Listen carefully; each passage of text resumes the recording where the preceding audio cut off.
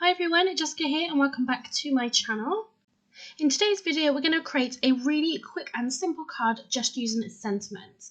So you can see here I'm using this Heartfelt Sentiment stamp set by Altenew and I'm using this Missing Your Smile stamp. So like I said, it's going to be such a quick and simple card to put together. So I've just taken that Missing Your Smile stamp and I've used the Distress Oxide, and this is the Twisted Citron colour. And I'm just going to be placing this sort of near the top of the card. And what I'm going to do is stamp these multiple times in the colours that you can see across the top. So what I would recommend when you're doing this is to make sure that you get it sort of central in your card. I would use maybe like a T-ruler or sort of do some markings to begin with, just to make sure that you do get it central.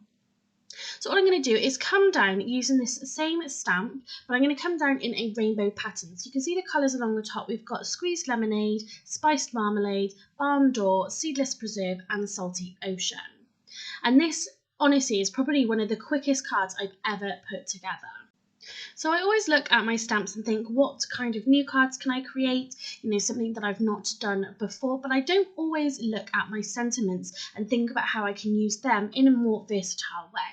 So by creating a sort of sentiment and background card like this, I mean, like you can see here, this is going to be a very simple card, but there's so many different ways of using your sentiments that really, you know, they are a stamp set in itself, not just to kind of add that finishing touch to your cards. So I'm really going to be taking a look again at all of my sentiment stamp sets that I've got and really thinking about how I can use them in different ways.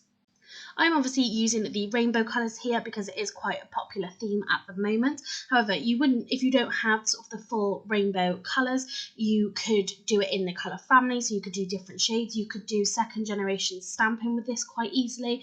So, you know, you could have stamp it once and then without re-inking your stamp, you could just keep stamping down and it'll sort of gradually fade. And I think that would look really nice as well. So that's the stamping section done for this card. And I really love the way it's come out. Like I said, I know it's so simple, but sometimes I think simple cards are the best. And again, at the moment, I think this card is perfect. So what I'm going to do is use a new product that I purchased, and it's going to be the Holtz Micro Glaze. So what I'm going to do is just heat set this just a little bit.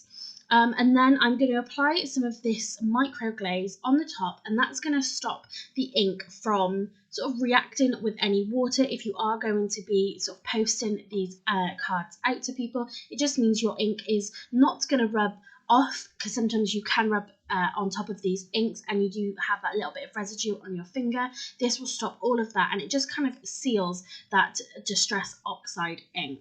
So all you do is just apply it with your finger. I have seen other people use like a blending tool. I might possibly go down that route.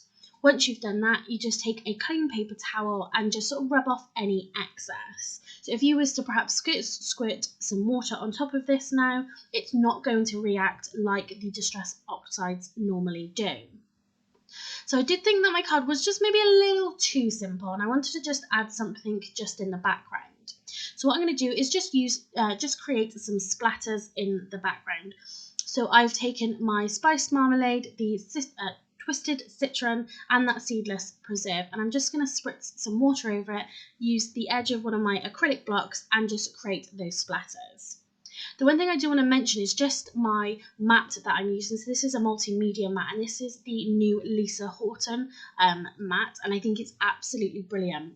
So when I use my glass mat previously to do things like this, or if I'm smudging my paper into these inks, I found that it didn't sort of give it the right kind of look, but you can see on this particular mat how it's beaded together, and I think that gives you a much better look if you are sort of smushing your cardstock into your inks or just creating really fun backgrounds. So you can see here, like I said, all I'm doing is just real simple paint splatters. So I've just watered it down a little bit just so it can get that sort of flicking motion on the cardstock. So you could use that ink that obviously I'm wiping up now. You could use it on other projects. I've not got anything going on at the moment where I want to use that, so I'm just going to wipe it away, and because of this mat, that makes the cleanup so quick and easy. So that's our finished card for today using this sort of sentiment background. I'm just going to pop it onto a 7x5" card, and then that is done. I really love these simple cards. Just using some stamps and some great inks, you can create lots of really fabulous backgrounds. So I want to show you this other one. This is obviously taking it to the extreme a little bit more. So this sentiment came from the Sentiment Strips 2 stamp set by Altenew as well. So this is again another new product of mine. And what I've done is followed that same rainbow design, exactly what you've seen me do before, but I've just stamped it sort of multiple times. I have then created just some flowers on heat resistant acetate, and all I did just to have that little bit of detail on there was just heat embossed it. And you can see I've done a little bit of white heat embossing of the same sentiment onto a black strip of cardstock just to make that stand out.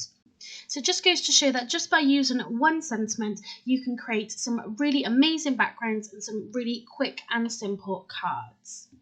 So that's it for this video. I hope you've enjoyed it. I hope I've given you a little bit of inspiration to perhaps have a go at doing this yourself and seeing what you can create. If you like this video, please give it a thumbs up and leave a comment down below. All the products that I've used, I will list and put links in the description, so make sure you check out there if you want to have a look at any of these products in more detail.